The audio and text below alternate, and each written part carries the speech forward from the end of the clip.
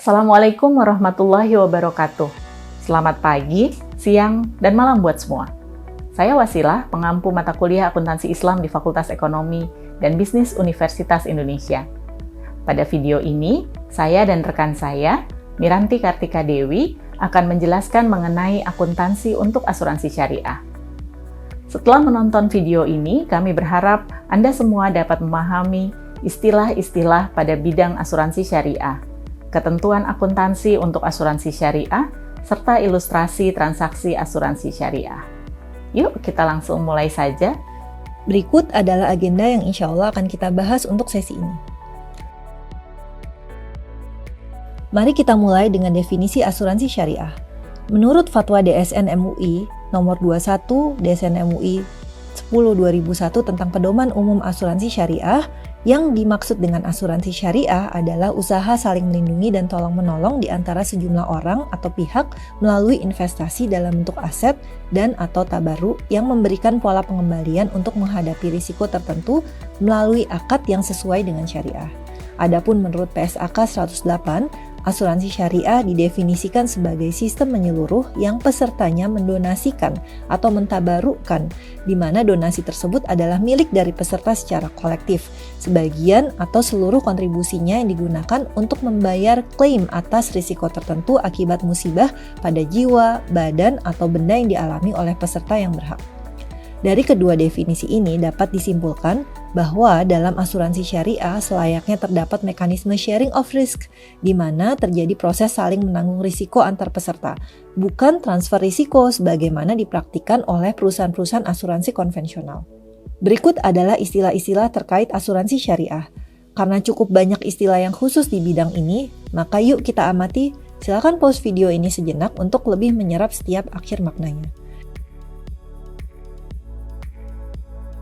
Selain istilah-istilah di atas, ada juga yang terkait dengan penyisian teknis asuransi syariah. Berikut adalah penjelasannya berdasarkan PSAK 108 dan FAS AOIV nomor 15. Setelah kita membahas tentang istilah-istilah terkait asuransi syariah, yuk mari kita bahas tentang perlakuan akuntansi untuk transaksi asuransi syariah. Bicara asuransi syariah, umumnya kita bicara dana peserta atau premi. Pada asuransi syariah, dana peserta bisa terdiri dari dana tabaruk saja, bisa juga terdiri dari dana tabaruk dan investasi seperti halnya pada unit link. Komponen-komponen yang terdapat pada dana peserta bisa dilihat pada gambar. Lebih lanjut, berikut adalah alokasi pembayaran peserta yang secara umum dibagi menjadi dua komponen, yaitu komponen untuk berbagi risiko atau risk sharing dan komponen untuk investasi. Komponen terkait risiko terdiri dari dana tabaruk dan juga dana ujroh. Dari dana tabaruk inilah nantinya dilakukan penyesuaian teknis. Adapun komponen investasi dapat dari dana tabaruk inilah nantinya dilakukan penyisihan teknis. Adapun komponen investasi dapat dilakukan menggunakan akad wakalah atau perwakilan, yang mana perusahaan pengelola asuransi syariah akan mendapatkan fee sebagai wakil, atau akad mudharabah, yang mana perusahaan pengelola asuransi syariah dapat menetapkan nisbah bagi hasil dengan para peserta investasi. Dan berikut adalah alokasi pembayaran peserta secara lebih sistematis. Dari gambar di slide dapat kita lihat bahwa ujroh atau fee bagi perusahaan pengelola asuransi syariah atau perusahaan takaful setidaknya terdiri dari 3 komponen, yaitu ujroh yang berasal dari kontribusi, lalu hasil investasi dana tabaruk jika menggunakan akad wakalah, dan fee dari investasi atas dana peserta. Silahkan lihat lingkaran-lingkaran yang kami tampilkan di slide untuk melihat sumber pemasukan bagi perusahaan pengelola asuransi syariah. Lebih lanjut, perlu dicatat bahwa kontribusi peserta adalah titipan dari peserta, bukan pendapatan dari entitas pengelola. Entitas bertindak sebagai wakil para peserta untuk mengelola dana tabaruk tersebut. Dengan demikian dapat kita simpulkan bahwa kontribusi peserta merupakan milik peserta secara kolektif, bukan milik perusahaan asuransi.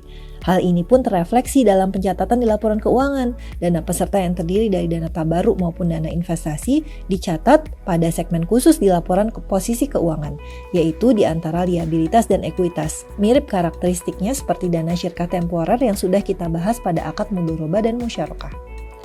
Lebih lanjut, kedudukan entitas pengelola dalam investasi bisa menjadi wakil para peserta jika investasi menggunakan akad wakalah, atau sebagai pengelola dana jika investasi menggunakan akad mudharabah atau mudharabah musyarakah. Adapun perlakuan akuntansi terkait dengan investasi akad mudorobah, mudorobah mustarokah, dan wakalah mengacu pada PSAK yang relevan. Sekarang mari kita lihat ilustrasi pencatatan atas penerimaan kontribusi peserta. Jika akad asuransi syariah sifatnya jangka pendek, maka pengakuan dilakukan secara merata selama periode akad. Pencatatannya adalah kas di debit pada pendapatan dana tabaruk di kredit. Adapun jika kontribusi peserta berlaku untuk akad asuransi syariah jangka panjang, maka pencatatannya adalah sekaligus pada saat jatuh tempo pembayaran. Jurnalnya sama dengan jurnal sebelumnya. Kontribusi peserta diakui seluruhnya sebagai pendapatan tabaruk. Ingat, bukan pendapatan perusahaan pengelola asuransi syariah. Sementara itu, untuk ujroh pengelola, jurnalnya adalah beban dana tabaruk pada pendapatan entitas pengelola. Beban dana tabaruk akan mengurangi jumlah dana tabaruk peserta, dan jumlah yang diakui dihitung secara garis lurus selama masa akad. Lebih lanjut, untuk biaya akuisisi diakui oleh entitas pengelola. Jumlahnya selaras dengan pengakuan ujroh, yaitu garis lurus selama masa akad. Jurnalnya adalah beban akuisisi pada kas. Untuk pengakuan dana investasi, maka perlu dibedakan berdasarkan akadnya. Debitnya semua berupa kas, sementara kreditnya menyesuaikan dengan akad yang mendasari investasi tersebut, yaitu bisa jadi mudorobah, mudorobah mustarokah, atau wakalah. Dan berikut adalah kaitan antar unsur laporan keuangan. Silakan disimak ya teman-teman. Premi bisa terdiri dari 3 komponen, komponen risiko, ujroh, dan investasi. Komponen kontribusi atas risiko juga ujroh pengelola akan masuk ke laporan surplus defisit dana tabaruk, sementara investasi dan saldo dana tabaruk akan masuk ke laporan posisi keuangan di bagian dana peserta. Dan perlu diingat bahwa semua pencatatan dan pelaporan ini dilakukan oleh entitas pengelola asuransi syariah atau perusahaan asuransi syariah atau yang kita kenal juga takaful. Setelah kita membahas mengenai jurnal-jurnal yang umum terdapat pada transaksi asuransi syariah juga keterkaitan laporan, perlu kita cermati juga seluruh komponen laporan keuangan asuransi syariah mengacu pada PSAK 101. Setidaknya ada 8 komponen laporan keuangan untuk entitas asuransi syariah. Silakan disimak pada slide. Yang unik terdapat pada asuransi syariah adalah laporan surplus defisit dana tabaruk, sementara laporan-laporan keuangan lainnya dapat kita temui di entitas keuangan syariah lainnya. Nah, sekarang mari kita simak ilustrasi transaksi terkait dengan sebuah perusahaan asuransi syariah yang kita namakan PT Takaful As-Salam. PT Takaful As-Salam menerima premi tahunan sebesar 5 juta yang terdiri dari 2 komponen, yaitu komponen risiko 4 juta dan komponen investasi sebesar 1 juta.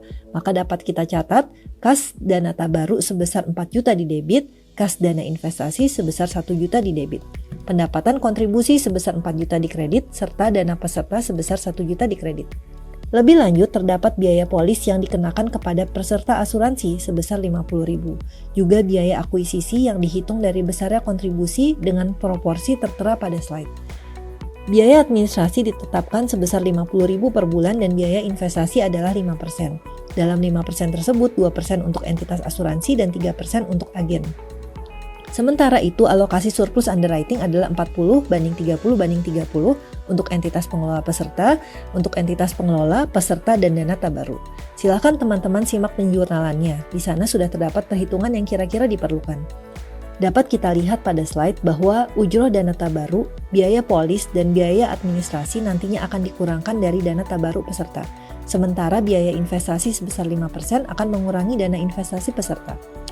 Setelah mencatat transaksi terkait dengan pengurangan dana tabaruk dan dana investasi, perusahaan pengelola asuransi syariah dapat mencatat jurnal terkait dengan pendapatan yang diterimanya di kredit, yaitu pendapatan dana tabaruk, pendapatan polis, pendapatan administrasi, serta pendapatan investasi. Semua pendapatan tersebut akan menambah kas perusahaan pengelola asuransi syariah pada sisi debit. Semoga dapat dipahami. Itulah materi tentang istilah-istilah di bidang asuransi syariah, ketentuan akuntansi untuk asuransi syariah, serta ilustrasi transaksi asuransi syariah. Terima kasih ya sudah menyempatkan untuk melihat video ini. Jika Anda merasa video ini bermanfaat, silahkan share ke teman-teman Anda. Boleh juga loh dukung channel ini dengan like dan komen kamu. Semoga apa yang kita pelajari bersama ini, Allah jadikan ilmu yang bermanfaat dan berkah. Amin. Assalamualaikum warahmatullahi wabarakatuh.